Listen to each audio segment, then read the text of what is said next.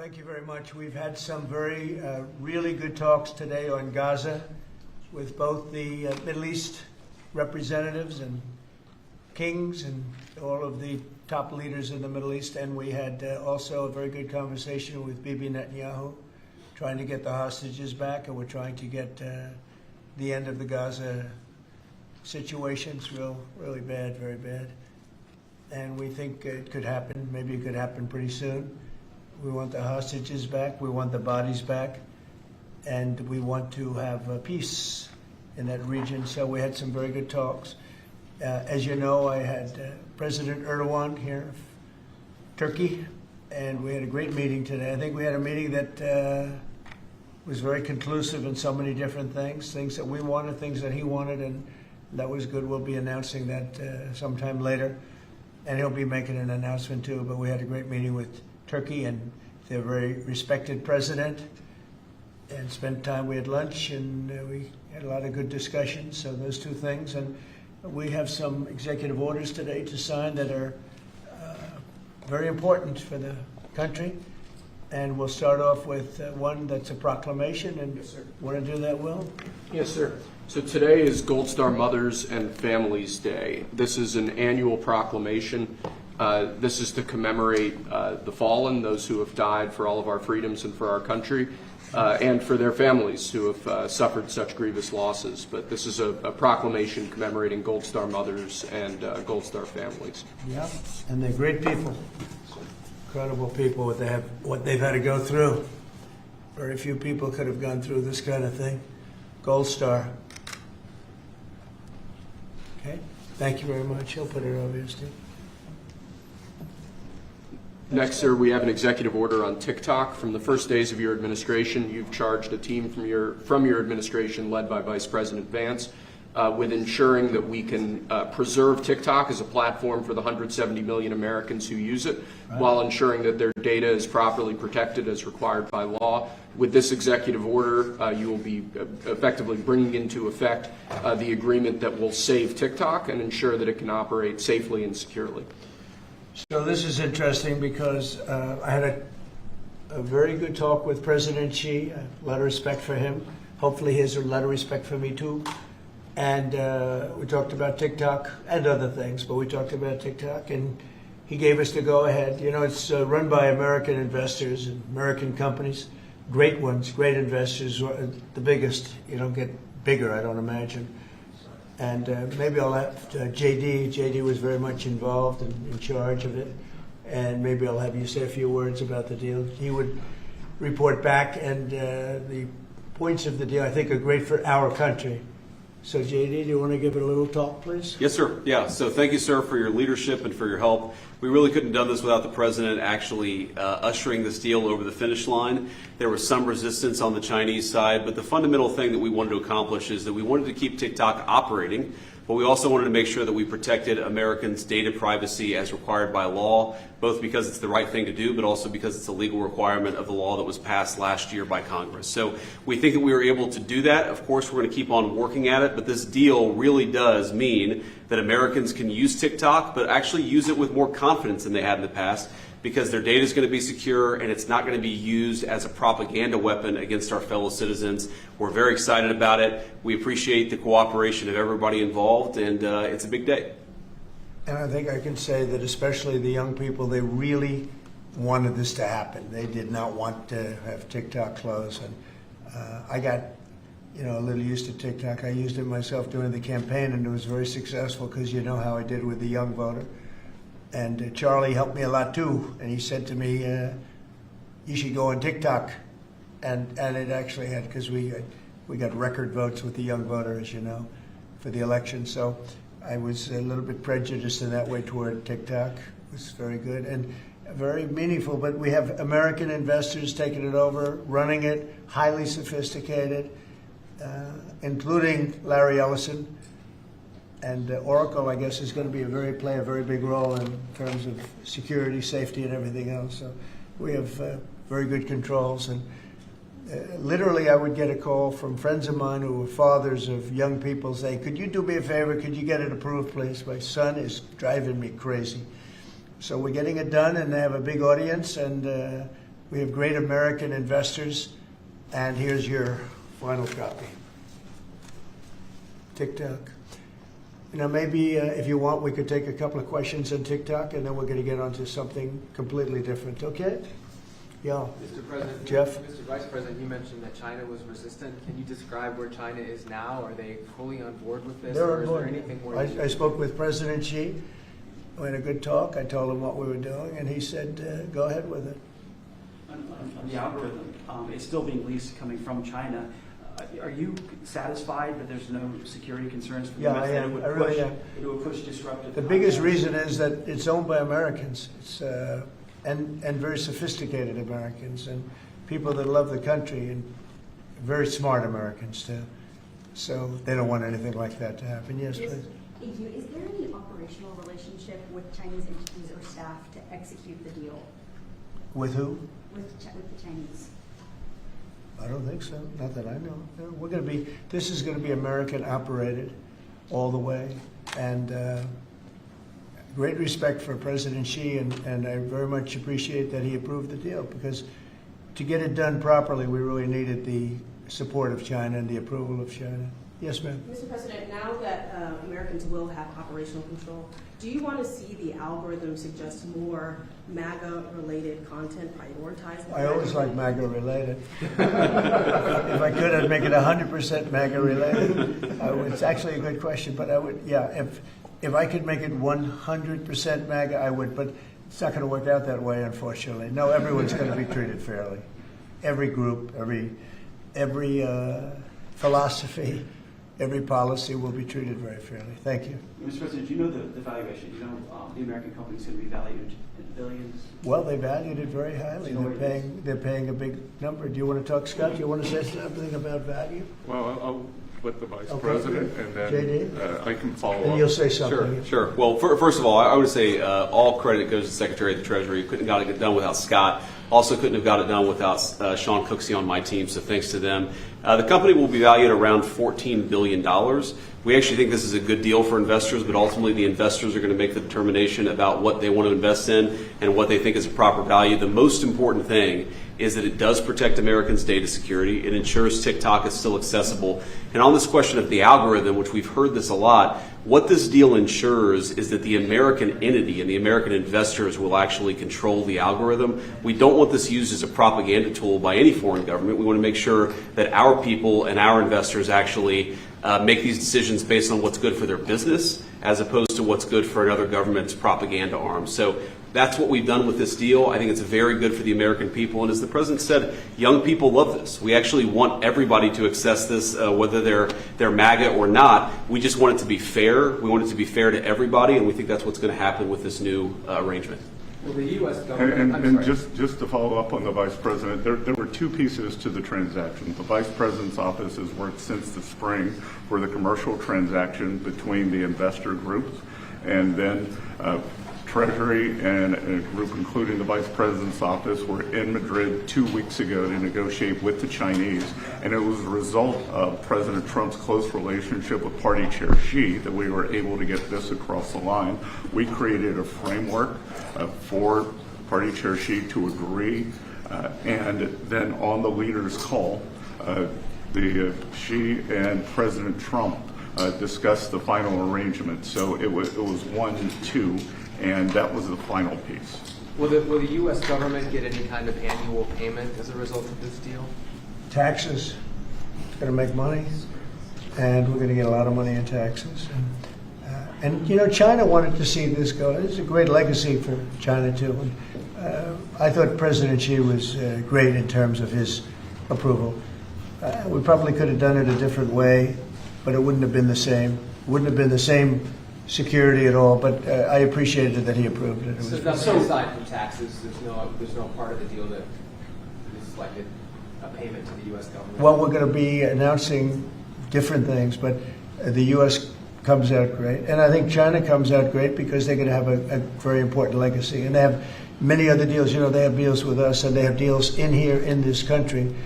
And, you know, they want to be treated fairly also. So, Mr. President and Mr. Vice President, the U.S. company could change the algorithm to push different content? Is that The U.S. company will have control over how the algorithm pushes content to users, and that was a very important part of it. We thought it was necessary for the national security element of the law. We also just think it's important to protect American users. Again, we want users to use this platform the way they want to. We want the business to make decisions about content based on the interests of the business and based on the interests of the users, and that's what we think will happen with this new arrangement.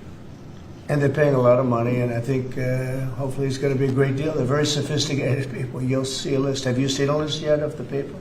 Well, you've been reading about it. I know Michael Dell's involved, and Rupert Murdoch's involved, and a lot of, and let's see, we have probably 4 or 5 absolutely world-class investors that love the country. They made a lot of money with the country, and many of them are in a somewhat related business, so it works out pretty well. And they're going to be very careful about all of these questions that you've been asking. Who else beyond Dell and Murdoch?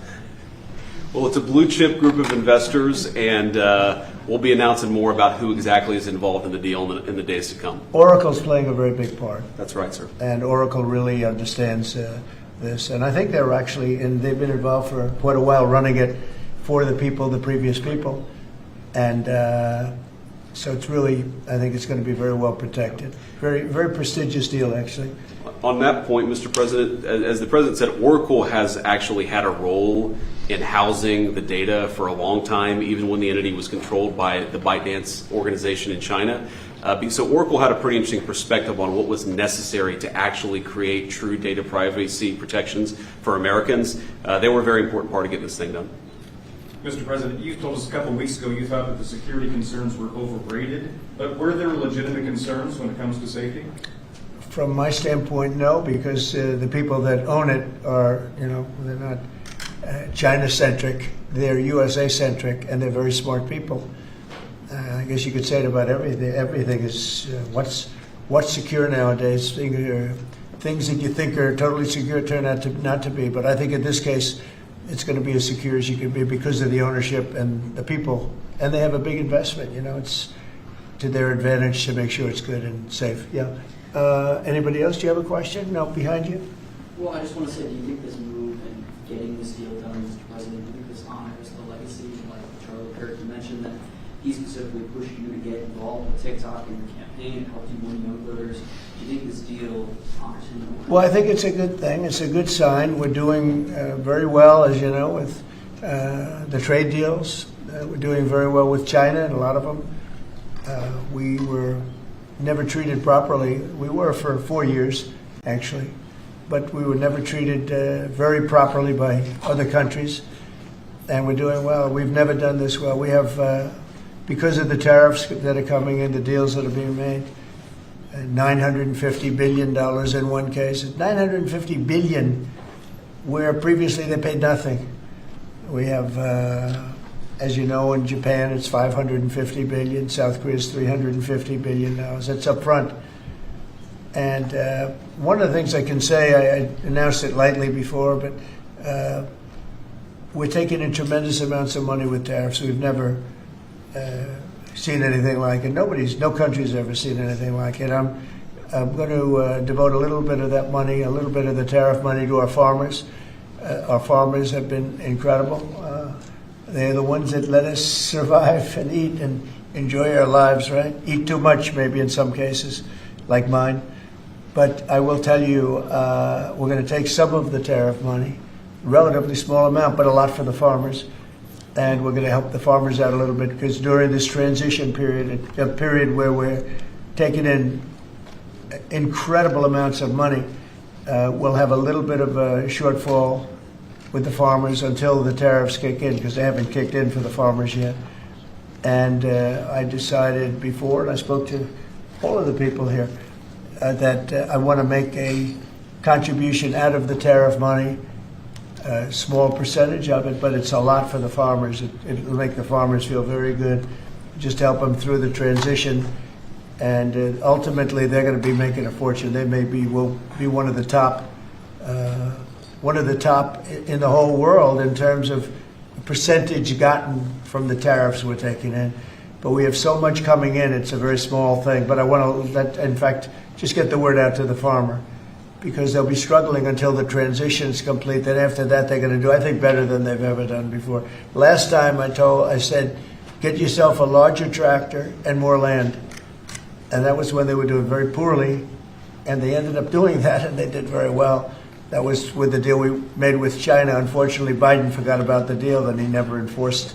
I enforced it till the end, and China was very honorable. But when Biden came in, he didn't enforce it. So when you don't enforce a deal, they don't do it. So it's terrible. Biden was very bad to the farmers of our country. So we're going to be doing that. It's an honor to do it, too. Brian, did you have a question? Yeah, I was just going to say, what's your message to the millions of small businesses here in the U.S. that really rely on TikTok to reach their end user and to market their service and their product? Well, thank you for that question, because honestly, we were getting hit up. They use it for virtual advertising, and they pay very little for it and nothing for it. And small businesses have become very successful because of TikTok. And we didn't think of that, when everyone's saying, oh, TikTok and this and that. But over the last 6 months, I was called by so many people saying they're going to go out of business if they can, because they use it virtually as a advertising tool. And without it, they wouldn't have anything. They wouldn't be able to get the word out about their good product or whatever it is they're selling. So it's a very important thing for small business. It's another reason I wanted to do the deal so badly. So let's go to another subject now, if we might, okay? And Will, please. Ask you about farmers. Yes, go ahead. What does that look like? Is that going to be direct checks to farmers, or is it going to be well, we haven't decided that. We'll be dealing with Brooke later, and the Secretary of Agriculture, and we'll figure out how to get money to the farmers. And again, this comes out of the large amount, hundreds of billions of dollars of tariff money that's pouring into the country. The tariffs, remember when I said a long time ago, I said it's the greatest word, it's my favorite word in the world. Then I had to say, I was forced to say other things, and of course, rightfully so. Love, family, religion. So I think I put tariff number 5. I was forced because the fake news did a big number on me. It's one of those little, but let's say it's my 5th favorite word tariff. But it's making our country very rich. And when our country is rich, I'm able to help the farmers, and I'm able to help even other countries that are in trouble. But we're able to help people that are in trouble. Medicaid, Medicare, Social Security. It's all a benefit of this tremendous amount. And I heard numbers coming in today, Scott, where the numbers were very high, right? The economic numbers were off the charts, sir. Unfortunately, right? Because this is the only country in the world where you announce great numbers and the stock market goes down. Because when you announce great numbers, they immediately want to take that success away by raising the interest rates. Why can't you announce great numbers and let them lower the interest rate so you can make numbers? This is the only country in the world. I don't know if you heard. Could you just tell them what the number was? And how it was 3.88% growth, the biggest in years. And the important thing, as the president says, this is going to be non-inflationary growth, just like it was in his first term. So strong growth, low inflation, real wage gains. And to the question on small business optimism under President Trump last week hit a multi-year high. So small businesses, Main Street is back under President Trump. But isn't it crazy? So I saw the market was down a little bit today. I mean, in all fairness, I don't feel guilty because we've set every record you can imagine. But it was down, and I say, oh, the numbers must be good. Meaning the growth numbers are phenomenal. And again, this is during, but a little bit of the heavy, the really success and the money pouring into our country through the tariffs. And I just say, why can't we have great numbers and lower the interest rates so we have even greater numbers? So people were saying, oh, the numbers are so good, they're going to have to raise interest rates. That doesn't have to happen. And there's no inflation. We have really, the only thing we have is great success. We're having unbelievable success. So the numbers are much higher than anticipated, except for by me and Scott and some of the other people. And they'll get a lot higher than that, too. But I don't want to, every time we have good numbers, say, let's take all the juice out by raising interest rates. It's so backwards. It's so backwards. Well, Mr. President, they don't appreciate the importance of the third leg of your stool, because trade, taxes, and deregulation allows for significant upside growth without inflation. So eventually the people at the Fed will be able to focus on this like Alan Greenspan did in the 90s. You can have strong growth and low inflation, and I think we can get the stock market up, Wall Street, Main Street, both doing well. And we want low interest rates. There's no reason that every time we announce these record numbers, these numbers are way above projections by, you know, all the great geniuses out there. They knew this was going to happen. So they had 71 different people, and only 2 got it right. Me and another gentleman from, I think, my wonderful Wharton School of Finance, actually.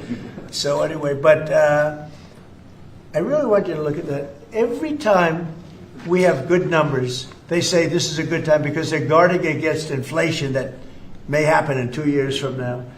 We have to change. We have to change our thinking. We should be rewarded for good numbers, not penalized. So, Mr. President, is that 3.8? Is that the start of a 3% growth for the Well, entire year? you know, the number was projected at 2, because we're in a little bit of a transition period, but that transition period's ending faster than we thought on tariffs.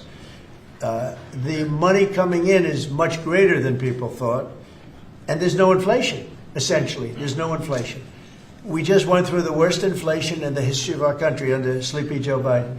He was sleeping, and the inflation was really bad, worst ever. They say 48 years, I'll take that too, but I think it was probably the worst inflation we ever had because of spending and energy going through the roof and everything else. By the way, energy's way down. And you're going to really be impressed when you hear what happened today with President Erdogan of Turkey. I think it's great for both countries. I think it's great.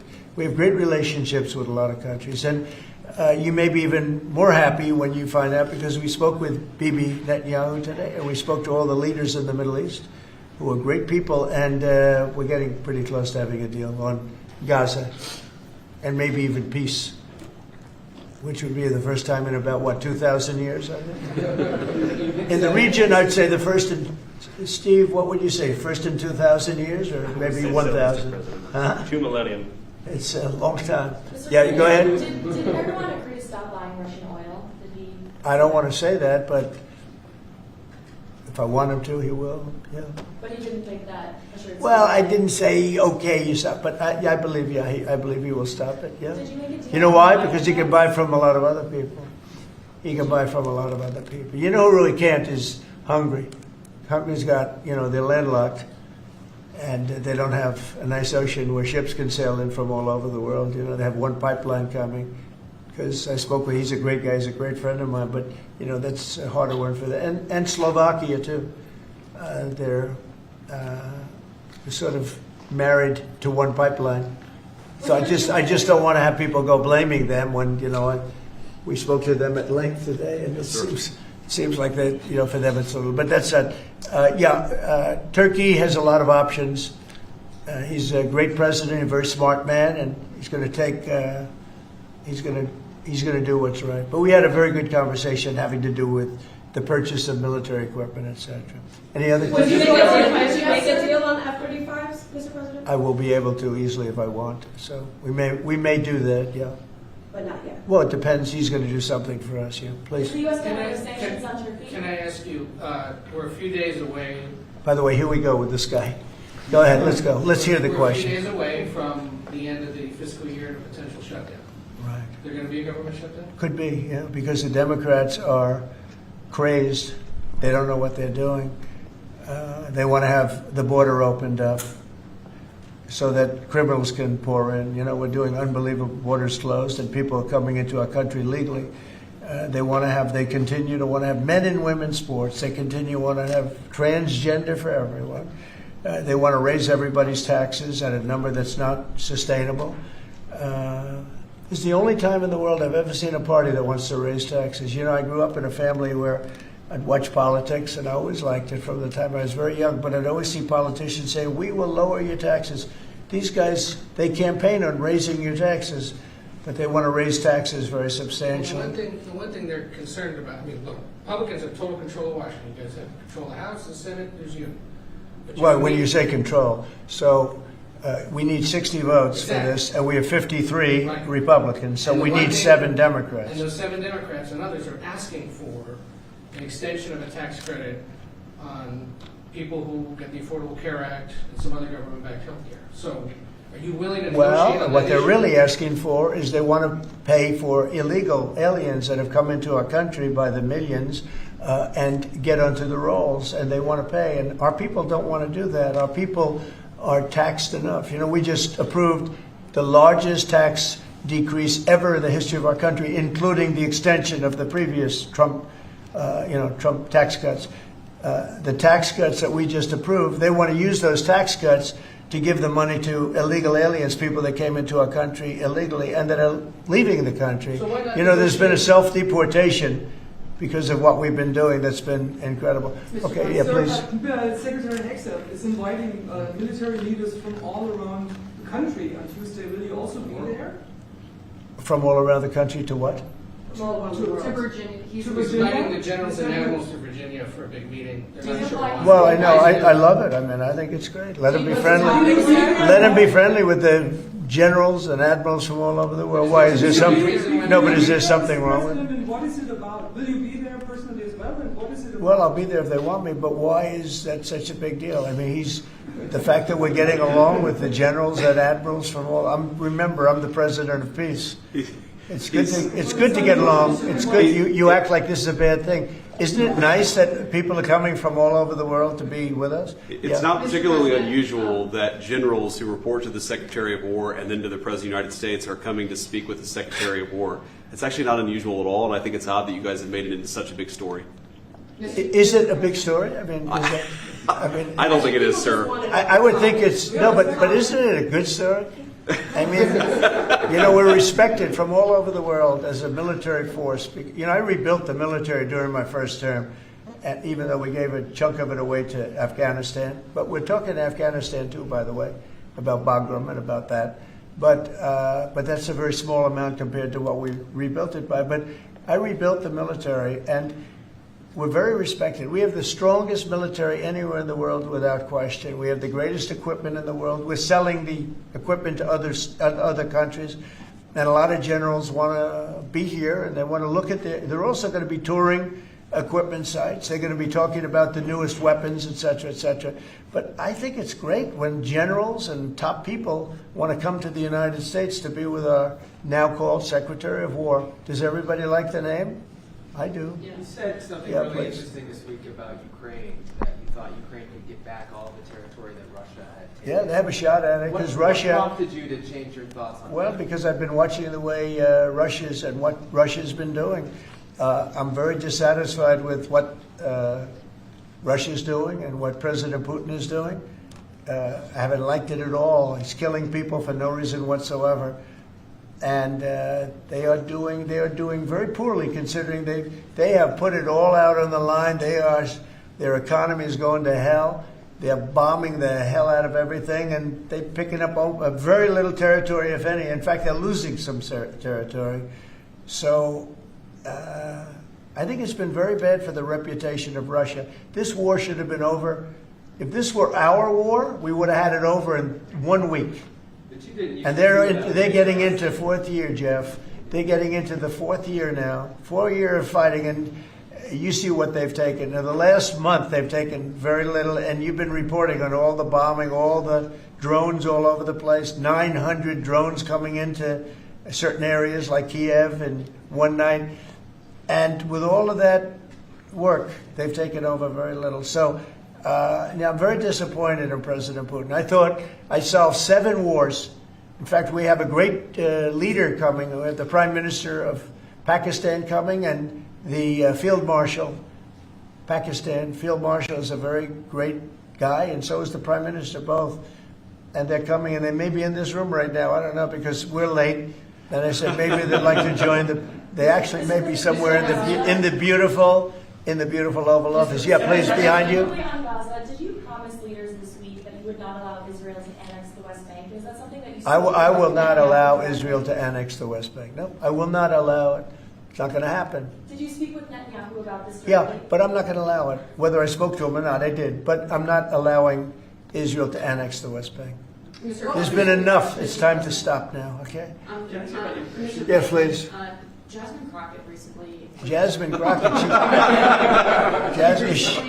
Remember what I said? Is she a relation to the late, great Davy Crockett? I don't think so. Jasmine Crockett, let me tell you, before you even ask, she's a very low IQ person. I mean, if we ever had to pass an aptitude test, that's the one should take one because she shouldn't even be in the crowd. So I have no idea what you're going to, but I don't think we should waste our time. This is a low IQ person who I can't even believe is a congressperson. Between her and Ilman Omar and the group. You know, I met the head of Somalia. Did you know that?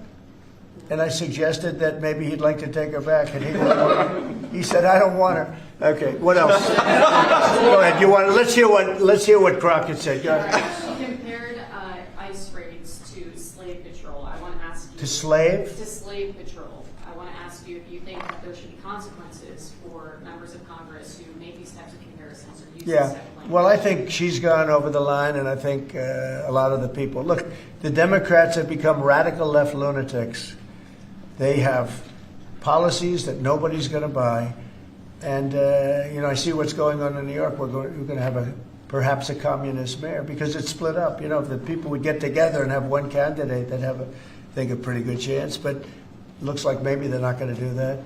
But we're going to end up with a communist mayor. It's not even believable, my beautiful New York. When I left New York to become president, it was a great place. But it was the beginning of bad things because we had de Blasio had just started as mayor, and I said, this guy's a real nut job. Went to Harvard to teach management. Can you believe it? He went to Harvard to teach city management along with the mayor of Chicago, who went to Harvard to teach. The two of them are teaching how to manage a city manage it into hell is what they do. But that was the beginning, and now we're going to go a step further. Now we're going with the communists. Can I be honest? I think it's the greatest thing to ever happen to the Republican Party. I really do. I think if a communist takes over New York City, I think that's a gift to the Republican Party. It's sad for New York, but it's a gift. And New York will recover because sometimes you need a shock like that to straighten you out. But it's politically, it's probably a very good thing. Mr. President, immigration, crime, and the World Cup. Actually, That's a lot of you have questions. a number of cities that are pushing back against your immigration deportation move as well as your crime initiatives. Some of those cities, I don't think they're very much pushing some of those back. cities have World Cup games. Yeah. Seattle, San Francisco. They're going to be very secure. But could those games move if they don't cooperate with your crime push? Well, that's an interesting one, I guess, but we're going to make sure they're safe. They're run by radical left lunatics and that don't know what they're doing. Look at Washington, D.C. I just got numbers. There's like no crime in Washington, D.C. You, Jeff, will not be mugged walking down the street. You can walk down the street with your family. You can walk down your street with your wife, your daughter, your son, and you're not going to be... We took out 1,700 career criminals that we're not allowing back. And we have this city in great shape. There was a time when not long ago, when every single week you'd have at least one murder. And look what's happening with Washington. It's safe. I went to dinner in Washington just to prove a point. I gave a press conference in the middle of a street. I wouldn't say Secret Service was thrilled, but I did it, and here I am. Look, Washington, D.C. is such a great example of what can be done. We did it in 12 days. We made it very safe in 12 days, and now it's much safer than that. One other thing, I drove around Washington over the weekend, and I said, look at the difference. The grass looked great. Everything looked great. We had a lot of our National Guard, and we didn't ask them to do it. They did it themselves. They're proud. They're great. And they were picking up paper. They were cleaning. The place looked really beautiful. So we have a great Washington, D.C. We, as you probably know, we're going into Memphis, and we're going into some other cities, and very soon we're going to go into Chicago. It will be safe for the World Cup. If I think it isn't safe, we'll move it into a different city. Absolutely, we'll take the World Cup. If I think it's not, it's actually a very fair question. If I think it's not safe, we're going to move it out of that city. If, like the governor of Illinois, who is, look, between last week and the week before, 11 murders, and 38 people were shot. Then he gets up and he says, this is a very safe. And then he says crime is better. The reason crime is better is because Cash put, about 5 months ago, a whole team of FBI people there to get ready for when we go in, and they've lowered it a little bit, like 20, 25%, which isn't good enough, but it's a good start. But that was only put there because they're preparing for us to go in. And they've done, by the way, they've done a good job. So then Pritzker gets up, we've lowered crime 25. It's because the FBI was there. So, no, if any city we think is going to be even a little bit dangerous for the World Cup or for the Olympics, where they have Olympic overthrow, right? But for the World Cup in particular, because they're playing in so many cities, we won't allow it to go to, we'll move it around a little bit. But I hope that's not going to happen, yeah. Mr. President, Director Fiscal this morning indicated that the shooter in Dallas had been using an app to track ICE. Does your administration have any plans to take down those apps or get them removed? Well, I can't tell you about that, but it tells you when they want to wear masks or they want to hide a little bit, why that's so important. But these are great patriots, the ICE, and what a tough job they have. What an unbelievably tough job they have. And think of it, what are they doing? They're taking hardcore criminals out of our country and putting them back. These were largely criminals that were given to us by Joe Biden and his group of radical maniacs that surrounded this desk, just like these people surround the desk now, but they're not maniacs, they're very solid people. Thank you, sir. I'm glad I prefaced. But they're great. We have a great cabinet. We have great people. And he didn't have great people. He had terrible people. Look at Afghanistan. Look at the people he had running our military. That could happen. The most embarrassing day in the history of our country was Afghanistan. And 13 young people died. They don't ever talk about the 38 that were horribly wounded with legs and arms and everything else, really horribly wounded. So the country's respected like it's probably almost never been respected before. I think we're respected at a level, and a year ago it was a dead country. We had a dead country a year ago. This country was dying. It was really in bad shape. Let's talk about the next subject, can we? One of the most powerful deterrents we have to violent crime is the death penalty. As you said, your administration has taken bold, decisive steps to ensure that Washington, D.C. is once again a safe and secure city for its residents and all who visit. This is a presidential memorandum that directs your Attorney General and your U.S. Attorney for the District of Columbia, Judge Janine Pirro, to fully implement the death penalty here in Washington, D.C., where the evidence and facts of a case indicate that the death penalty should be used. Okay.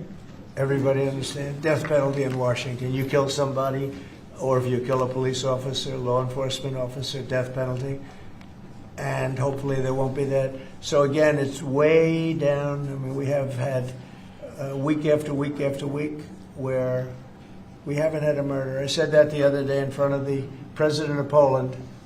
The press was here, and I said, ladies and gentlemen, I'd like to announce that Washington, D.C. has not had a death in 4 weeks, a murder. And he looked at me and goes, is that good or bad? He said, what kind of a place is this? But it's true for years. I mean, every week, essentially, somebody got killed or more than one. And this is a very safe city right now. We don't play games. And, it's interesting. We took these careers out, career criminals. They call them careers. They left the word criminal out. But we took the careers out of here. And they're now brought back to their homes, or they're in jail, or they're in a jail in another country, and hopefully they're not coming back. And we have to maintain it. You can't just leave, and we have to maintain it. We've gotten along fairly well with the mayor. She's getting a party that hates that the city's becoming safe. I mean, they're actually criticizing her because the city's becoming safe. But this is right now a very, very safe city. This went from the most unsafe city in the country to the safest city in the country. There's no city any safer. That's a pretty big achievement. And we really did it in 12 days. But if you add an extra week to it, that'd be nice. And, I mean, you can go out to dinner. Restaurants are booming. The restaurants were dead. They were dead. Even if you got to the restaurant, then somebody would come in and hold you up. They'd hold up the whole restaurant. They go to Uber. Young ladies in the White House, they'd call Uber for protection. They'd run to the car because they were petrified to be from the entrance of their building to the car. Now they feel safe, they're in the car, and then the car gets hijacked while they're in the back of the car. This is what we were living in. We were living in hell. People that work in the White House, every time they see me, young women in particular, say, thank you, sir. And I don't even ask them about what. I know exactly. I made their lives. Now they're living in a beautiful, glamorous place called Washington, D.C. with no crime, and that's the way it should be. Okay? This is the death penalty for somebody that kills people in Washington, D.C. I think it's capital. It's a very interesting capital punishment, capital city. Right? It's capital, capital, capital. But this is our capital city. We can't allow that to happen. People come in from Iowa to look at the Lincoln Memorial and they end up getting killed. It doesn't happen anymore. It's not going to happen. And if it does happen, it's the death penalty for the person that did it. And this goes into effect. Yes, sir. Right? Pam, is that right? Could you speak a little bit about that? Yes, sir. Not only are we seeking it in Washington, D.C., but all over the country again. And as you saw very recently, we are now moving the inmates who were on death row, who Joe Biden or the auto pen commuted their sentences off of death row. We're moving them to supermax facilities where they will be treated like they're on death row for the rest of their lives, President Trump. Okay. That's a big statement. Thank you very much. Okay. I see some of you shaking your heads very positively. Thank you, Brian. Thank you, fellas. You said on the campaign trail that It said it. Yeah. the death penalty if anybody illegal killed a U.S. citizen That's or a right. police officer. So this just reinforces your campaign promise. Correct. And most people really like it. And Washington, again, it's going to serve as a beacon because you have to do it. These are bad people. When you look at that guy, the guy that killed the young lady in the train in North Carolina, that he'll be in trial for years and years, years. He'll get a good lawyer somewhere along the line. Somebody will come along, and what he did to that young lady, and she went into that train scared. You know, when she went in, the way she sat down, she was scared to just be there. She just wanted to not pay any attention to anybody, just not be noticed. And she had her throat slit. We don't want that in this country anymore. We're not going to have it in this country anymore. Thank you very much. Next. Lastly, sir, this is a presidential memorandum on countering domestic terrorism and organized political violence. In recent weeks, months, and years, we've seen a tremendous upsurge in some highly visible but also other acts of domestic terrorism and organized political violence being perpetrated by radical, politically motivated groups all over the country. What this presidential memorandum will do is set off an administration-wide response to that, ranging from the Joint Terrorism Task Forces to other components of the Department of Justice, to the Department of Homeland Security and the Department of Treasury. We're looking at interdicting these groups, preventing them from performing acts of violence, and also looking at sources of organization and funding and support that prop them up and allow them to do the acts that they have been doing.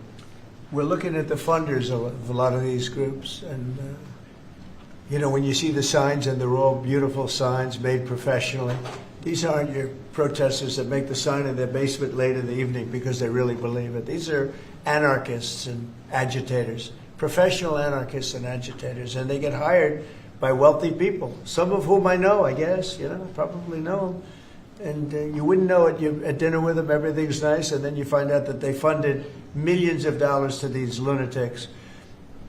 Steve, could you say a couple of words? Yes, Mr. President. This is a very historic and significant day.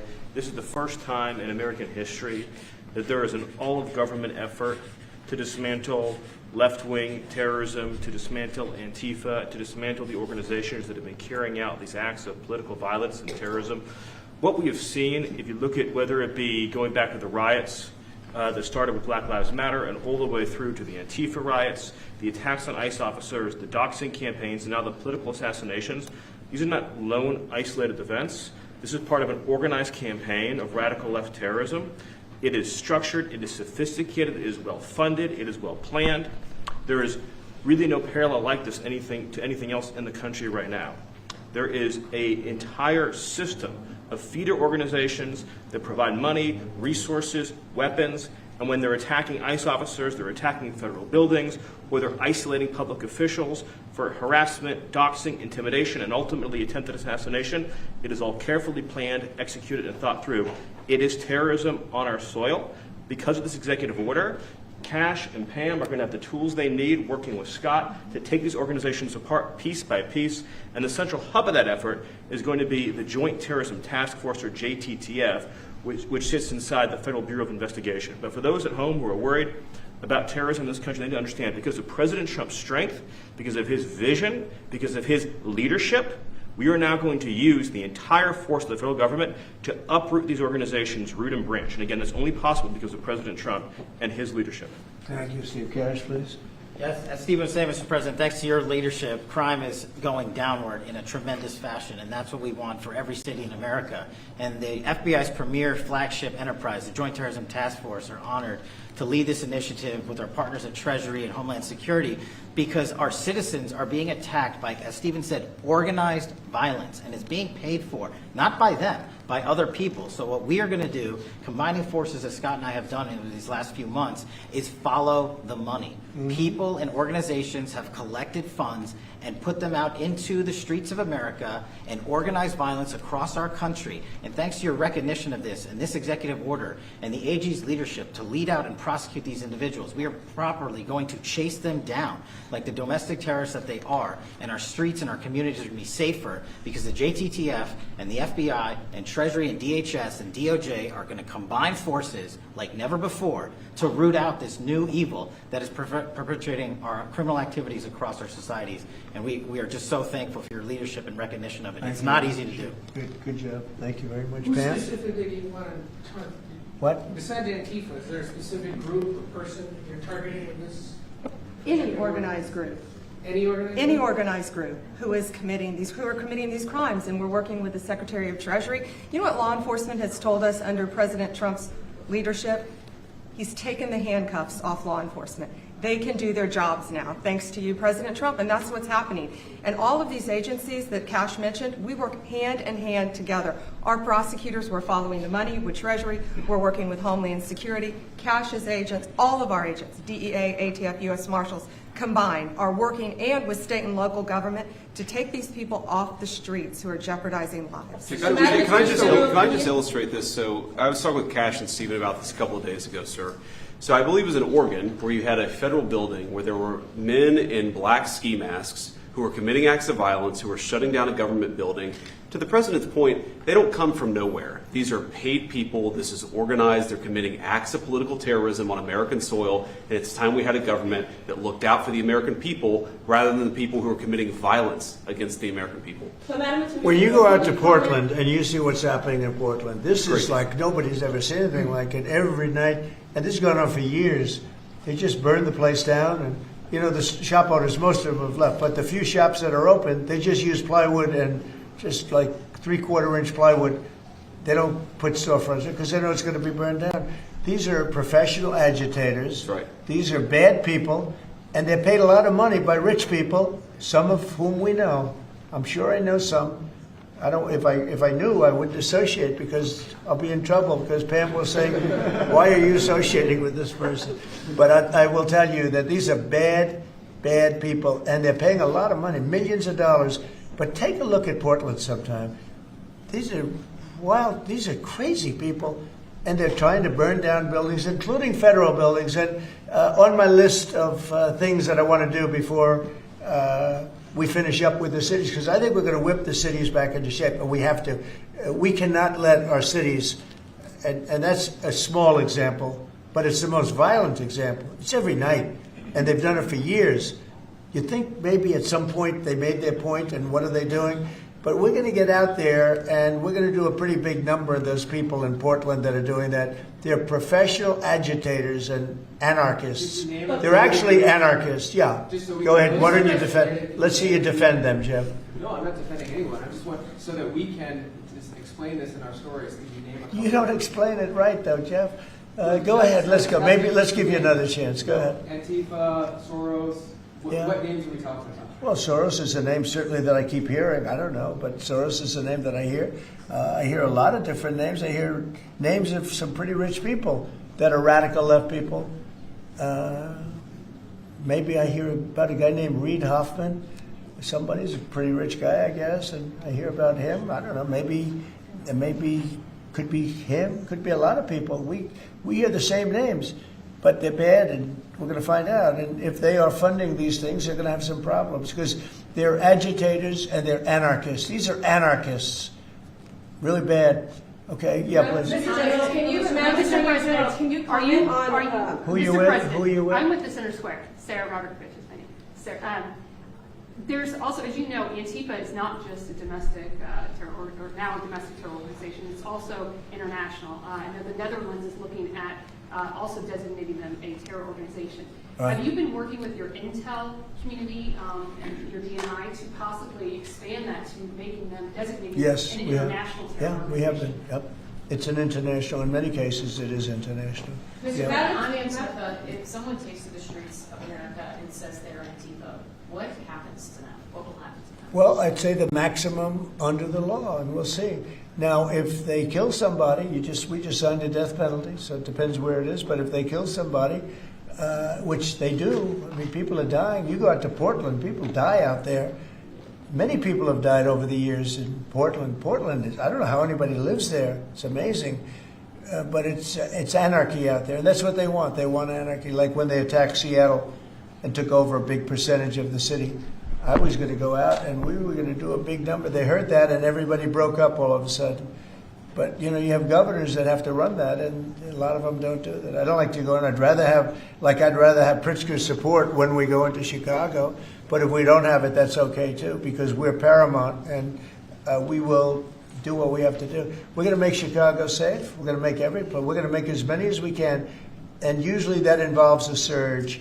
But what we did with, in the case of Chicago, by having the FBI go out there 5 or 6 months ago, we brought it down a little bit. You know, a little bit is 25%, so it's not so little. But it is when you're talking about the kind of crime and killings and murders that you hear in Chicago. But we're going to get it. Chicago's a great city. As the Union Pacific said, the head of the Union Pacific, who's a great guy, started off as a low-rung guy. He said he started at a caboose, and now he's the chairman of the Union Pacific. But he's a great guy. But he said, "Sir, don't lose Chicago."